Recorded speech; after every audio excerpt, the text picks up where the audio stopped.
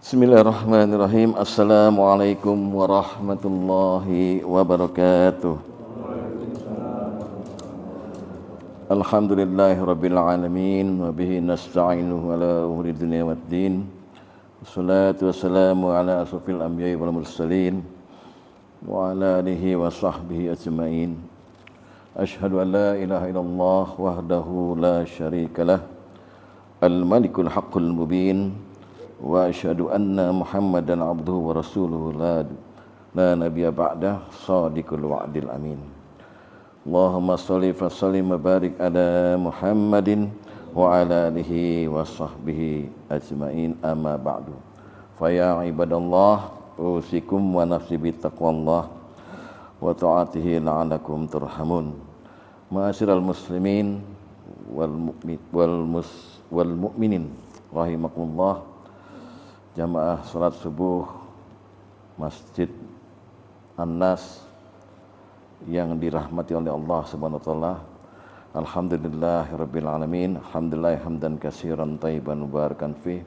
Mari sama-sama bersyukur kepada Allah Subhanahu wa taala sampai pada hari ke-4 bulan Ramadan ini kita masih diberikan nyawa oleh Allah untuk menikmati hidangan-hidangan Allah, kebaikan-kebaikan Allah yang ada di bulan Ramadan ini. Di saat mana pada bulan Rajab dan Sya'ban lalu banyak saudara-saudara kita, tetangga-tetangga kita yang sudah habis, sudah expire, sehingga harus dipanggil oleh Allah, kita masih seger. Tapi ini hari khusus, ini hari Ahad, hari di mana yang bekerja maupun nggak bekerja habis subuh biasanya langsung tidur, puasa pula ya. Padahal mau dikasih bekal nih. Jadi begini, tugas para mubalik ini kayak mayat, Pak, kemana-mana gitu, nggak protes, wah sini ngisi situ gitu. Apa sih? Untuk ngasih bekal pada diri sendiri dan bekal pada jemaah semua, supaya kita lancar ketemu Allah nanti. Kan itu kan terakhir kita hidup itu nanti ketemu Allah. Nah, bekal Ramadan ini banyak sebetulnya, mumpung masih di awal-awal nih ya, masih di hari ke-4 ini. Bisa berbentuk fisik seperti halnya lontong, gorengan, kolang-kaling misalnya, itu bekal juga. Tapi bukan kapasitas saya untuk ngomong soal itu. Nah, kebanyakan daripada muballigh selalu membawakan ayat Al-Baqarah 183 itu. Sudah hafal semua. Bahkan kita ini yang rata-rata di ruangan ini kan sudah kepala 6 ya. Kecuali kiai kita, kiai muda, malah 6 Pak, berarti udah dikurangin dengan umur balik, kira-kira udah 45 tahun puasa Ramadan gitu. Jadi sebetulnya nggak perlu bekal lagi, udah kawakan. Cuman banyak yang kita lupa bahwa persoalan Ramadan itu bukan persoalan fisik. Dalam sebuah hadis Rasulullah pernah bilang, man taqarraba fihi bi khaslatin minal khair. Barang siapa yang di bulan Ramadan itu mendekatkan diri pada Allah dengan perbuatan baik. Oh, jadi dituntut hati ini yang menerima Ramadan. Kalau sekedar fisik gitu udah jago, Pak, nahan makan bau, malah ada orang yang maghrib tuh nggak mau buka. Ntar aja Isya, ntar gue masih kuat gitu katanya. Jadi bukan persoalan lomba nahan makan minum, tapi bagaimana kita ini. Ramadan tuh sudah diterangkan sebetulnya. Sebetulnya saya nggak perlu dakwah lagi. Ini tadi rakaat pertama itu rahasia Ramadan itu.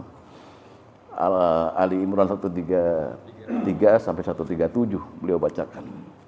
Jadi singkatnya begini. Ada perkataan Allah, la'annakum tattaqun. Kita ini dikasih bulan, dikasih kewajiban puasa itu supaya takwa. Tapi itu sasaran antara, Pak. Mesti kita tanya lagi, ada pertanyaan lagi. La'alakum tattaqun, untuk apa? Perlu kita tanya itu pada Allah. Ternyata la'alakum tattaqun, untuk supaya kita takwa, supaya pantas kita masuk surganya Allah. Nah itu tadi diuraikan tuh. Wasari'u ila maghfiratim mir rabbikum wa jannatin arduha as-samawati wal ardh. Uiddat lil muttaqin. Jadi orang takwa tadi, la'alakum tattaqun tadi, Allah suruh, ayo kamu ke sini.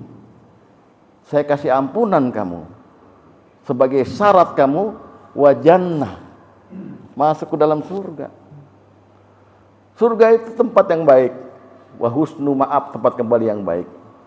Enggak akan bisa dimasukin surga oleh orang yang tidak baik. Orang baik, orang yang penuh ketaatan pada Allah, dosanya 0. Yang bisa dosanya 0 cuma orang takwa. Nah, apa hubungannya orang dosa 0 sama orang puasa? Orang puasa itu dilemesin, nggak makan supaya nggak gampang-gampang berbuat maksiat.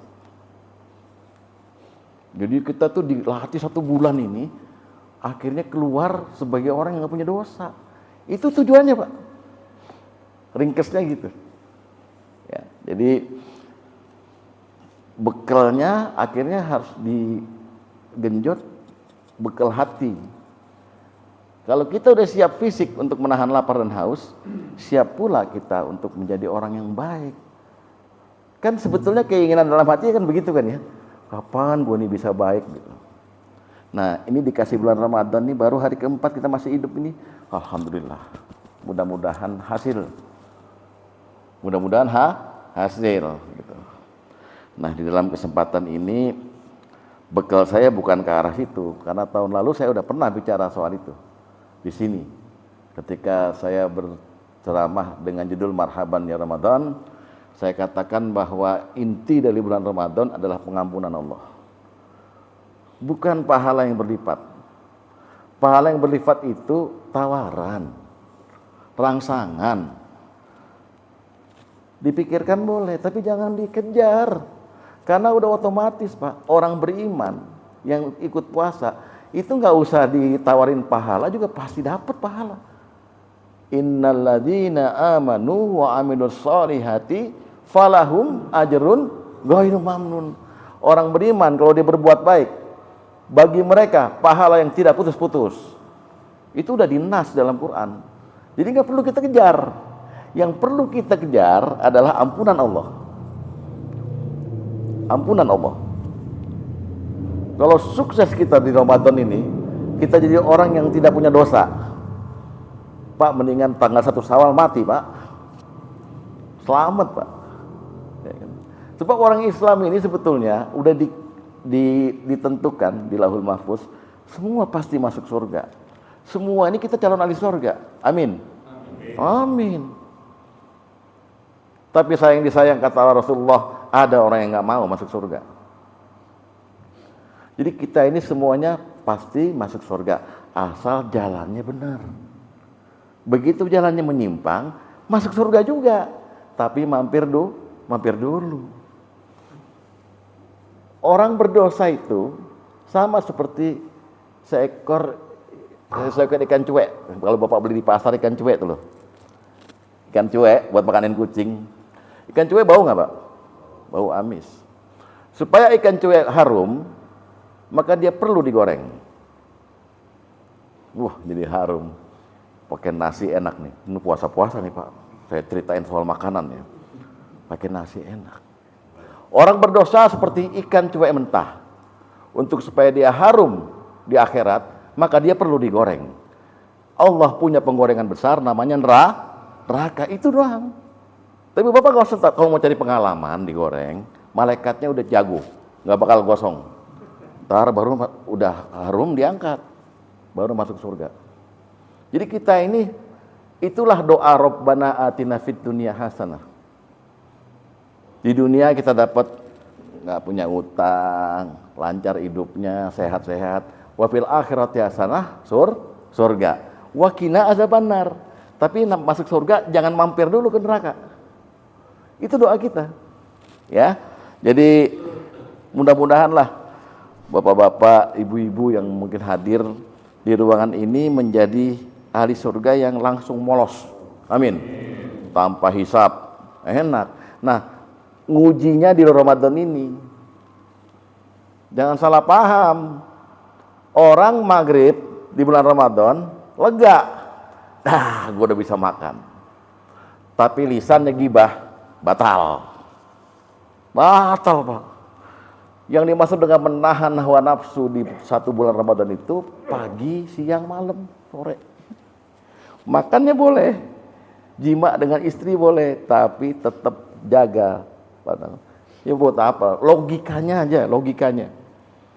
Seandainya Bapak maghrib selesai, sah puasanya secara syariat, nonton bokep di HP. Kira-kira bagaimana Pak status nih? Diampuni nggak sama Allah? Nah, dia ini mikir, puasa ini mikir. Diciptakannya Ramadan ini untuk orang mikir. Liulil albab. Semoga semua jadi ahli pikir. Amin. Nah, itu pembukaannya tadi ya. Jadi kita sampai jam 9 ya, Pak. Oke. Kalau sudah lewat dengan 7 menit hari Ahad bulan Ramadan, Bapak sudah bebas untuk nyender dan tidur. Karena yang di lingkaran taklim itu Allah ampuni walaupun dia tidak niat untuk taklim. Amin. Silakan Bapak tidur sekarang. Ya. Jangan semua. Ada 3 orang yang mendengarkan saya. Jangan semua Pak. Saya malu Pak ngomong sendiri. Ya. Silakan. Saya nggak akan marah Pak. Asal jangan pulang. Nah, pada pagi ini saya akan menceritakan sedikit untuk bahan renungan kita dan supaya menggenjot semangat kita di bulan Ramadan ini, peristiwa atau berita-berita gaib yang terjadi di bulan Ramadan, di setiap bulan Ramadan. Peristiwa ini sudah pernah kita dengar yang diucapkan oleh para mubaligh, selalu kita dengar. Tapi karena kita tidak tertarik untuk merenunginya, maka peristiwa ini lewat begitu aja. Padahal peristiwa ini kadang-kadang menginformasikan pada kita bagaimana kedudukan kita di hadapan Allah di bulan Ramadan ini. Dan bagaimana Allah memperlakukan kita secara istimewa di bulan Ramadan ini. Nah, saya uraikan peristiwa ini untuk bahan renungan Bapak di rumah. Semoga setelah mendengar ini Bapak renungkan, semangat Bapak menjadi orang baik di bulan Ramadan ini makin menjadi-jadi. Kalau itu terjadi, saya dapat komisi dari Allah. Iya dong Pak, saya menerangkan kebaikan, Bapak laksanakan gitu. Ya, kalau nggak terjadi ya saya juga dapat komisi ya dari Ustadz. Ya, pertama peristiwanya yang terjadi, yang sering Bapak dengar hadisnya ini adalah begini. Yang pertama Pak ya, idza jaa ramadana atau idza jaa ramadan futihat abwabul jannah wa ghulliqat abwabun nar wa suffidatis sayatin. Ketika datang bulan Ramadan, pintu-pintu surga dibuka, pintu neraka ditutup, dan setan-setan dibelenggu. Orang kalau cuman Ramadan mikirnya kolak, lihat hadis ini, dah. Tapi kita lihat ini, luar biasa hebatnya ini. Jadi Ramadan ada panitianya Pak. Ketika bulan Ramadan datang, pintu surga dibuka, pintu neraka ditutup, setan-setan dibelenggu. Ada yang tanya, Ustadz, setan diikat, tapi banyak setan Ustadz.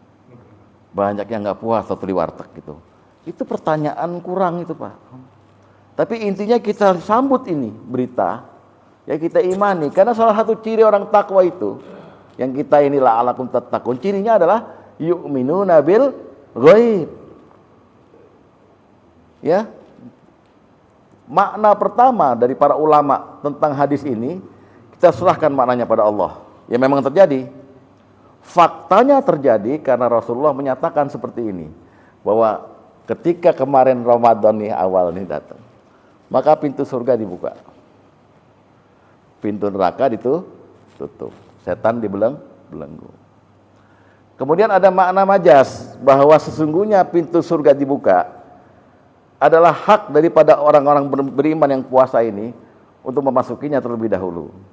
Segala apa yang dilakukannya di dunia ini di bulan Ramadan ini, amal ibadahnya adalah kunci untuk dia masuk ke dalamnya. Dan dia tutup rapat-rapat karena dia haram untuk masuk ke dalam neraka. Wajabat lahul jannah. Orang beriman yang puasa itu, kalau dia imanan wa ihtisaban, wajib dia masuk surga. Setan yang bisa mengendalikan dan mengalahkan cuma Allah. Tapi Allah memberikan kuasa, memberikan hak otorisasi untuk mengikatnya kepada orang-orang beriman yang puasa. Jadi kita sendiri yang ikat setan, Pak. Semakin kita menjaga hawa nafsu, semakin kita imanan wa ihtisaban, setan kita ikat. Gitu loh maksudnya.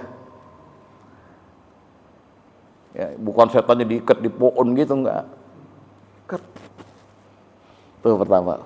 Jadi hebat ini bulan Ramadan, Pak. Memberi kesempatan kepada ahli surga untuk melihat sendiri hasil pekerjaannya. Tuh ya, itu kejadian di awal Ramadan. Kemudian di awal Ramadan juga ada Rasulullah pernah menginformasikan pada kita. Rasulullah menyatakan, "Idza kana awwalu lailatin min syahri Ramadan," ketika di awal malam awal bulan Ramadan, yunadi munad, seorang malaikat berseru. Malaikat teriak, Pak, seperti humas gitu loh, seperti di Masjid Anas ini dulu zaman masih ketuanya DKM-nya Pak Zulkifli, Pak Haji mana Pak Haji, itu ada yang bangunin imsak Pak Haji ya, waktu imsak telah tiba gitu loh, jangan makan minum lagi, wah langsung buru-buru orang, itu humas tuh, PR gitu. Nah ini ada Rasulullah bilang di awal bulan Ramadan, artinya berarti kalau sekarang ini malam Kamis ya Ustaz ya, maghrib kemarin itu kan kita puasanya Kamis, berarti rebo maghrib itu ada yang berseru malaikat itu berkata, ya baghiyal khair, wahai pencinta kebaikan, wahai pencari kebaikan, akbil, lanjutkan, wa ya baghiyal syarri, wahai pecinta keburukan atau kejahatan, aksir, berhenti. Saya tanya Bapak dengar nggak ini? Waktu malam Rebo kemarin? Nggak dengar. Tapi menurut keimanan Bapak, ini terjadi nggak? Terjadi. Bayangkan itu malaikat sampai membocorkan bahwa udah yang suka dengan kebaikan lanjutkan. Yang suka buat kejahatan, buat maksiat, berhenti, gawat nih, gitu. Kita nggak dengar, tapi Rasulullah menginfokan bahwa tiap di awal Ramadan ada pengumuman seperti itu. Jadi kalau kita pakai iman waktu saban, kita sambut tuh. Nih sekarang nih ngumuminnya nih. Buat siapa pengumuman itu? Buat kita. Artinya mulai men-starter diri kita di bulan Ramadan itu menjadi orang baik. Sejak saat pengumuman itu. Dan ini terjadi setiap bulan Ramadan yang sudah kita lalui puluhan tahun, Pak ya. Lalu ditutup hadis ini dengan Rasulullah berkata, walillahi utaqa'u minan nari wa dzalika kullu lailatin atau kullu lailah. Dan Allah memiliki kalau sekarang tuh mesin ATM lah. Allah memiliki alat yang jika orang memakai alat itu di bulan Ramadan, dia akan dibebaskan dari api neraka, artinya diampuni dosanya gitu. Ada alat itu, kalau kita punya ATM-nya, punya paspornya gitu, kita pakai itu. Dan itu terjadi di setiap malam. Jadi kesempatan kita tiap malam untuk mendapatkan ampunan dibuka oleh Allah di bulan Ramadan itu. Itu pengumumannya. Ini berita gaibnya. Jadi udahlah Pak, kita jangan mikirin bakwan, bakpao, bakmi, bakso, bandeng, nggak usah. Itu kecil, karena itu hanya masalah fisik.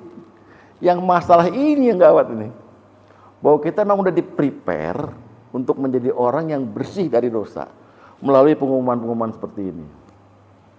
Itu pertama. Yang kedua, kemudian yang kedua ini Bapak sering dengar ini hadisnya. ada berita gaib juga nih, yang kita kalau melacaknya pakai akal mentok, Pak. Tapi kalau merabanya pakai iman, kita yakin nih berita bagus nih. Apa berita yang kedua? Kalau wa qala Nabi sallallahu alaihi wasallam, tasaharu fa inna fis sahuri barakah. Bersahurlah kamu. Sesungguhnya di dalam sahur itu ada keberkahan. Coba artiin itu apa maksudnya. Apa ada makanan namanya berkah? Nasi pakai berkah gitu. Bukan. Tapi ini perintah nih. Bersahurlah kamu. Karena sesungguhnya di dalam makanan sahur itu ada keberkahan. Sampai seorang sahabat pernah bersaksi, da'ani Rasulullah SAW, Rasulullah memanggil saya ilas sahur, untuk makan sahur bersama beliau fi Ramadan, di bulan Ramadan. Faqala, kata Rasulullah waktu manggil, halluma ilal ghoda'il mubarak, kesini kamu, kesini makan sahur sama saya, sahur yang berkah. Wah, apa nih? Ini kita raba-raba dulu nih.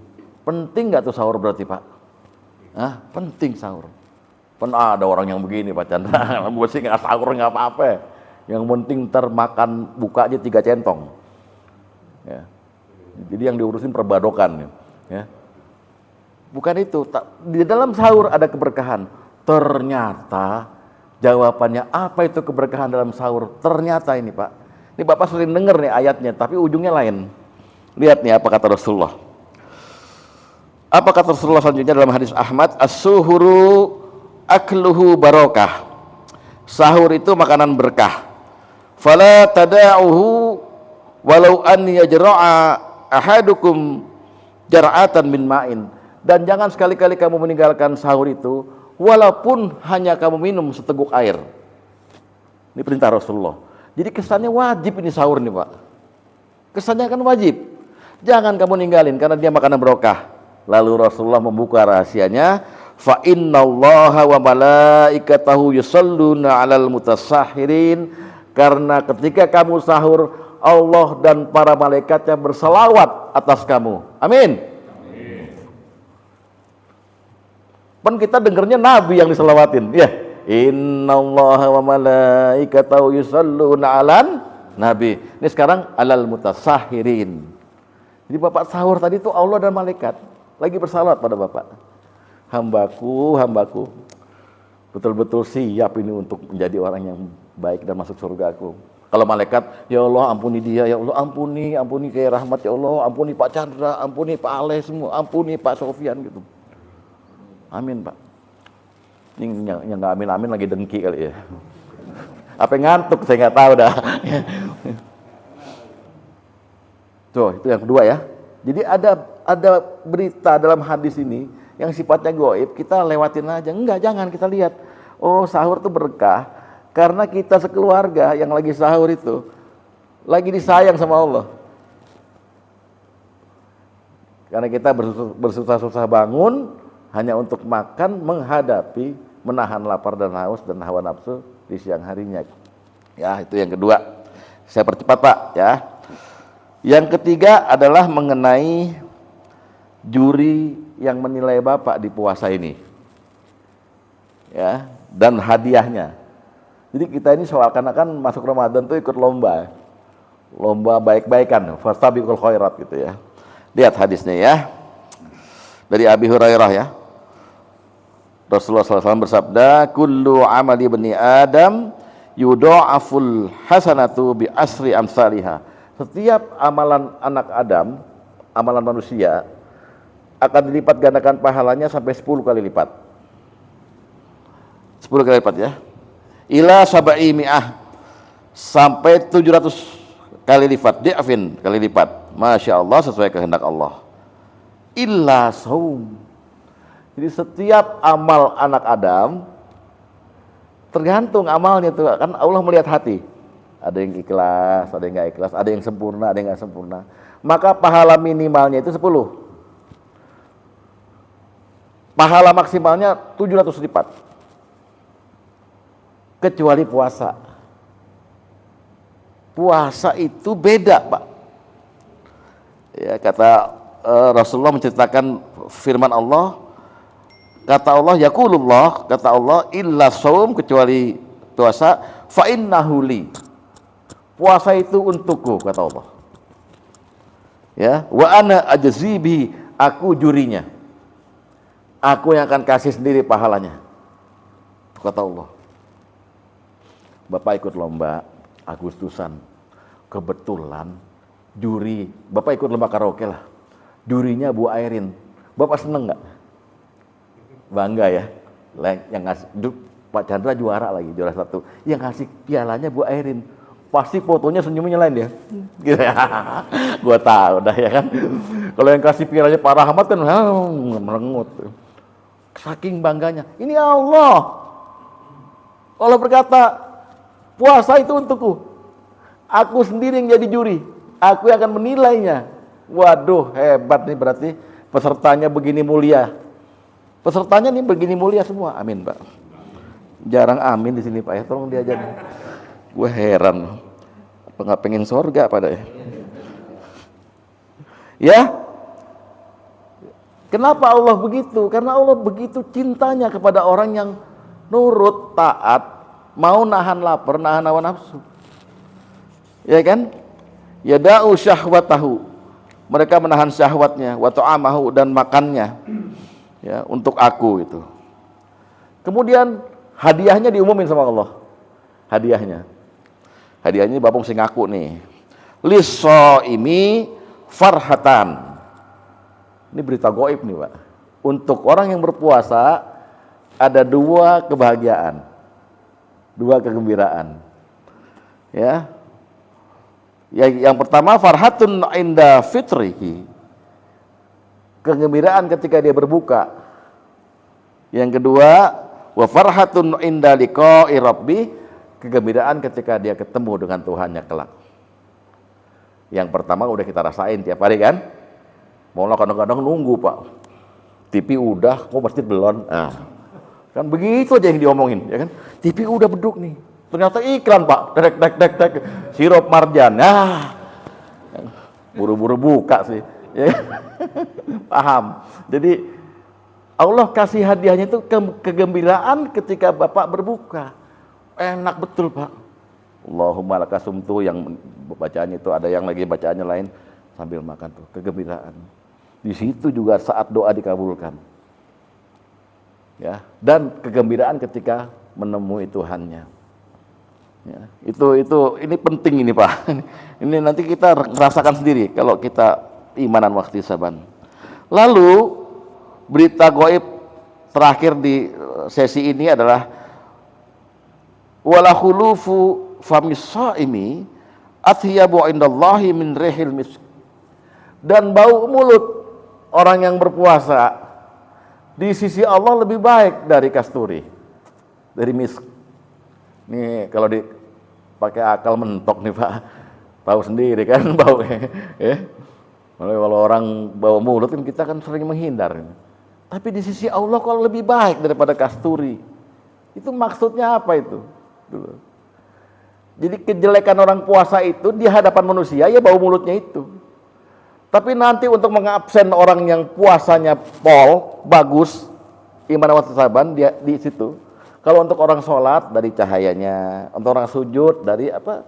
Simahum fi wujuhim min aksari sujud ya, bekas sujud di cahaya mukanya. Ya di hari kiamat. Untuk orang puasa apa, Pak? Bau mulut. Malaikat cium. Wah, ini orang puasa, orang Anas nih. Panggil semua, sini lu puasa kan lo? Kan gitu, Pak. Karena di sisi Allah itu harum sekali gitu. Ya kan? Kalau dipakai akal mentok kan. Tapi kalau pakai iman, wah alhamdulillah. Itu hadiahnya dari juri utama yaitu Allah. Alaihissallahu biahkamil hakimin. Semoga itu memang terjadi dan Allah tidak pernah melanggar janji. Amin. Mau diterusin, Pak? Kelihatannya udah udah nggak terima gitu, gimana? Mesti ya satu lagi lah ya. Kemudian ada 2 lagi sebenarnya, Pak. Ya kita udah dua-duanya nggak sampai 3 menit lah ya. Maksudnya 3 kali 10. Lalu tadi yang pertama dan kedua, sekarang yang ketiga. Ada hadis begini. Rasulullah berkata, asyamu junnah. Puasa itu tameng. Junnah itu perisai ya Pak Rahmat ya. Perisai. Tahu perisai Pak ya? Yang suka buat perang itu. Asyamu junnah. Fala yarfuth wala yajhal. Puasa itu kita ibaratkan gini loh, jaket biar enak. Kalau Bapak pakai jaket mau naik motor itu karena Bapak ngebayangin udah mendung nih, sehingga kalau pakai jaket itu junnah, pelindung Bapak dari air hujan gitu loh. Nah puasa ini itu junnah. Kalau udah pakai itu, Bapak kok disetel sama Allah nggak bisa berbuat maksiat. Tapi setelannya yang mencet Bapak sendiri. Jadi ada di dalam junnah itu, jaket itu, kalau Bapak puasa, berarti Bapak pakai jaket yang namanya saum, puasa. Ada tombol T dan tombol M. T itu taat, M itu maksiat. Setel T, mode T on, maka sejak itu Bapak terlindung, tidak akan mau berbuat maksiat di bulan puasa. Ya orang bau mulut, mau nekat juga zina Pak. Ya kan begitu. Puasa itu junnah atau perisai. Maka ketika kamu memakai junnah itu, jangan yarfuts wala yarfuts, jangan ngomong kotor. Jangan ngomong kotor. Wala yajhal, dan jangan berbuat jahil. Jangan berbuat kebodohan. Berbuat maksiat gitu, ya. Nah ini perbuatan halal yang enggak boleh. Wa in imru'um qatalahu aw syatamahu, ya. Falyakul inni shaimun. Seandainya ada orang nantangin kamu, ngedebat, ngajak berantem, mukul gitu, jangan dibalas. Aslinya di bulan Ramadan boleh dibalas. Bapak dihajar orang, nggak ada sebab, nggak ada apa, hajar lagi, nggak dosa kan? Bapak dipukul orang, Bapak pukul lagi orang itu, kira-kira dosa nggak? Nggak dosa. Yang penting pukulannya sama, bengkaknya sama, letaknya sama. Ya kalau Bapak kan biasanya emosi lebih garang lagi, wah gua hajar lagi. Yang penting sama. Nah di bulan Ramadan itu nggak boleh. Kalau ada yang begitu bilang aja saya puasa. 2 kali. Ntar lo habis maghrib kan gitu. Kata Pak Chandra. Ntar lo habis maghrib lo gua hajar sekarang. Jangan. Sampai begitu karena Anda pakai apa tadi? Pakai junnah. Sama dengan kita ini sebetulnya pakai pici cuma di masjid. Ya. Untuk gagah-gagahan, ya kan? Apalagi kalau mau dibilang orang berilmu agak miring dikit dah ke Madura kan. Bagaimana ya Pak? Kan gitu. Agak miring dikit ke kanan. Tapi coba Bapak pakai itu ke kantor. Kan masih merasa jengah kan ya? Wah, di kantor kan biasa ada sekretaris. Tapi coba pakai. Maka kalau terbiasa pakai ke kantor, di kantor yang sekuler gitu ya, kantor yang nggak ada orang beragamanya itu, lama-lama akhirnya Bapak enggan berbuat maksiat. Sama itu junnah puasa tuh begitu. Puasa yang benar gitu, akhirnya dia segen gitu untuk berbuat maksiat. Rasulullah pernah memberi nasihat pada anak muda. Ya ma'syarus syabab, wahai anak muda, man istata'a minkumul ba'at, kalau kamu udah ba'at, udah mampu, falyatazawwaj, maka menikahlah. Fa innahu aghaddu lil basar wa ahsanu lil farji. Karena puasa itu bisa menjaga matamu, memperbaiki kemaluanmu. Wa man lam yastati, kalau kamu enggak mampu menikah, fa alaihi bisawm, gantilah dengan puasa. Fa innahu lahu wijaun, karena puasa itu perisai. Ya, orang puasa tuh nggak mungkin matanya jelalatan lagi Pak. Puasa. Nih, ntar nih habis ini tuh ada non muslim, muslim naik motor, rokok pendek gitu. Kita bilang astagfirullahaladzim, ya Allah. Jadikan puasa saya. Jangan kita ambil hadis yang itu dari Sayyidina Ali. Kalau pandangan pertama masih boleh. Pandangan pertama. Loh, itu cewek kan pertama. Kalau ditengokin baru, nengok lagi baru. Jangan. Puasa itu junnah, perisai. Pakailah puasamu itu untuk baju pelindung. Itu pelindung di dunia. Rasulullah juga berkata, junnah yang dimaksud di saum itu adalah pelindung kita dari api neraka. Kalau kita ini sebagai orang Islam ini yang jatahnya surga itu suruh mampir dulu. Kita pakai jaket puasa kita yang dulu di dunia. Maka api itu nggak kerasa. Kalau Bapak mau cari pengalaman silakan. Kalau cari pengalaman dikit di neraka kayak apa sih, ada RT RW apa enggak gitu ya. Gitu. Boleh aja silakan. Nah, itu Rasulullah katakan di salah satu hadisnya yang berbunyi begini. Yaqul asyamu junnatun minan nari ka junnati ahadikum minal qital. Puasa itu adalah perisai bagimu dari api neraka kelak. Sebagaimana engkau melindungi dirimu dengan perisai di dunia dari peperangan. Jadi kita ngeles gitu, api membakar kita. Apa itu? Puasa kita. Ya, wah jadi enak nih berita goib begini. Kita jadi semangat puasa kita kan, gitu ya. Tahu paham apa enggak ya? Terakhir ya. Ya saya sih husnuzon aja pada paham dah ya. Ya nih, kita kan juga aus nih begini-begini. Terakhir Lailatul Qadar. Ini kalau berita ini resminya dari Allah. Inna anzalnahu fi lailatul qadar. Sesungguhnya kami turunkan Quran itu pada malam kemuliaan.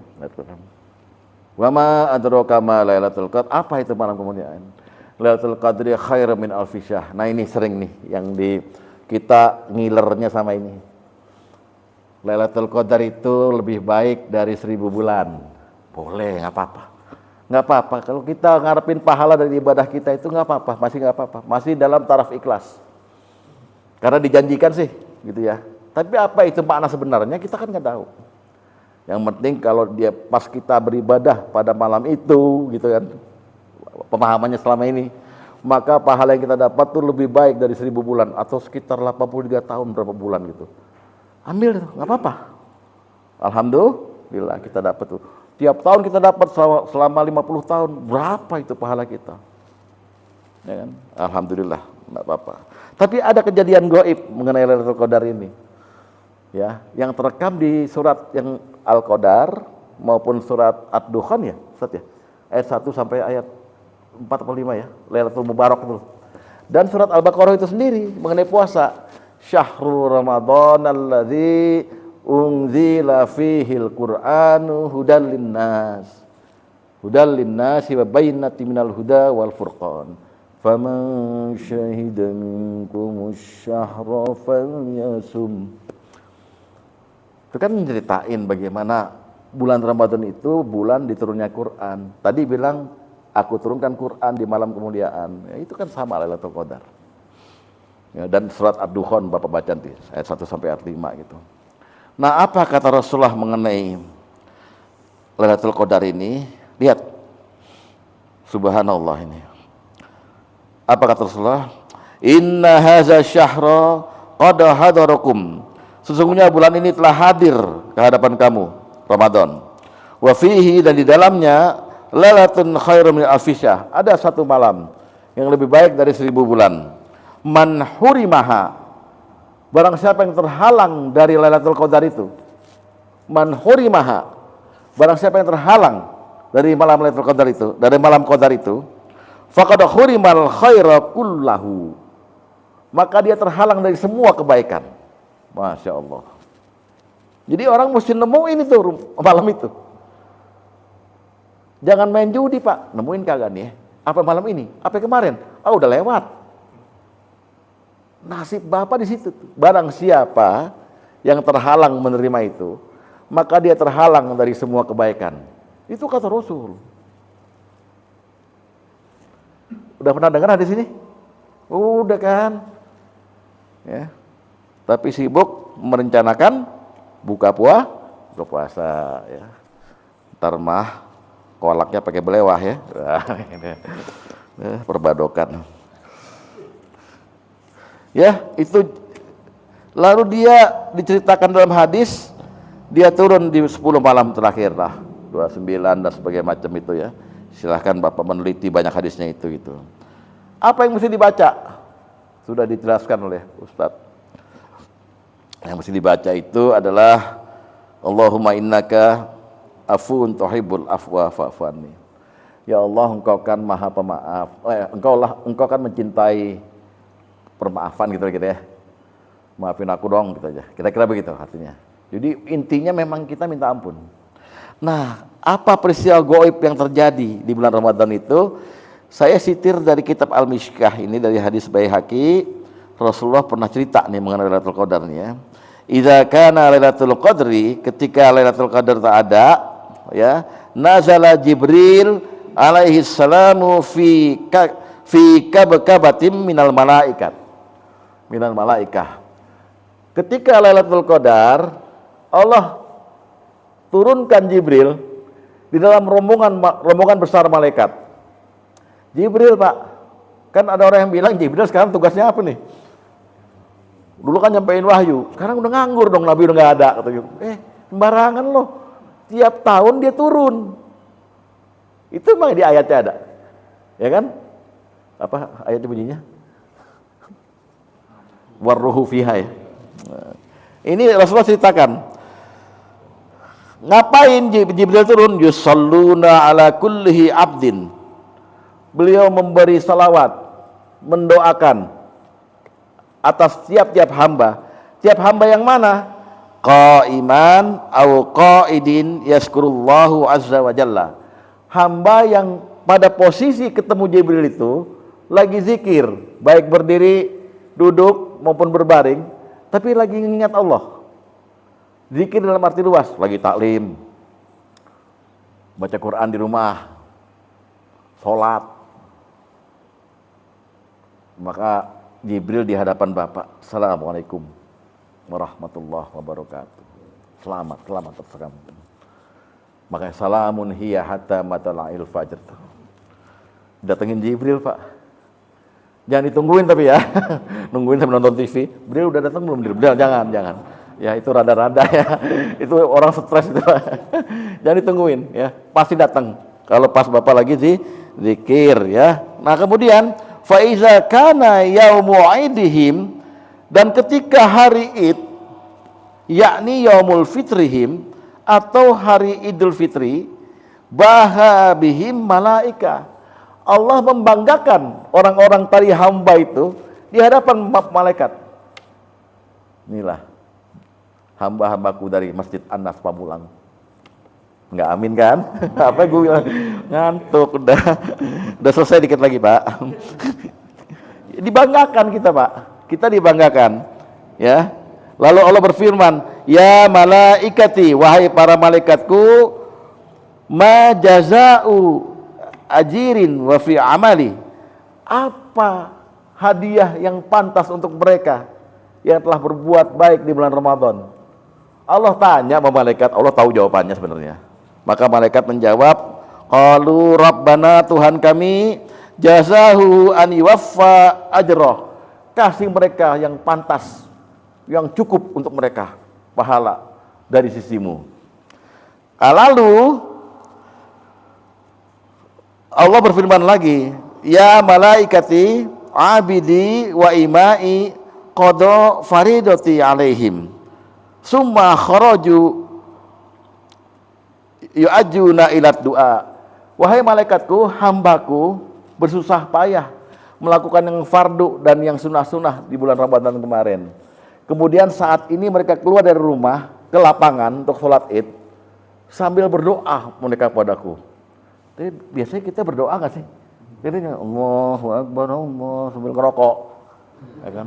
Sambil nanya sebelahnya, boleh nggak ngerokok sekarang? Boleh, nggak apa-apa, nggak ada hukumnya itu. Berdoa. Kata hadis ini, Allah sendiri bilang, hei malaikatku, apa hamba-hambaku ini waktu Ramadan kemarin sibuk taat padaku. Sampai mereka keluar di sholat Id ini, mereka berdoa padaku. Ya, doa. Wa izzati, demi keagunganku. Wa jalali, demi keagunganku. Wa karami, demi kemuliaanku. Wa alwi wartifai makani, demi ketinggian derajatku, kata Allah. La ujibannahum, aku kabulkan semua doaku. Di sholat itu Pak, di sholat itu ya, jadi puncaknya Bapak diampuni dan sukses sebagai shaimin itu di sholat itu. Tapi udah bayar zakat fitrah ya, enggak, jadi yang belum bayar zakat nggak diampunin, karena fungsi zakat fitrah itu dua. Satu, tu'matal lil masakin, untuk memberi makan orang miskin. Yang kedua, tuhrotar lis shaimi, untuk membersihkan dosa-dosa orang yang berpuasa. Ya, jadi bayar zakat fitrah dulu, ya, baru diampunin begini. Terus fayakul, maka Allah berfirman kepada kita nih, irji'u, kembali kamu ke rumah. Faqad ghafartu lakum, telah aku ampuni kamu. Mudah-mudahan terjadi pada diri kita ya. Demikian, semoga ada manfaatnya. Mohon maaf atas segala kekurangan kata. Usikum wa nafsi bittaqallah. Wassalamualaikum warahmatullahi wabarakatuh.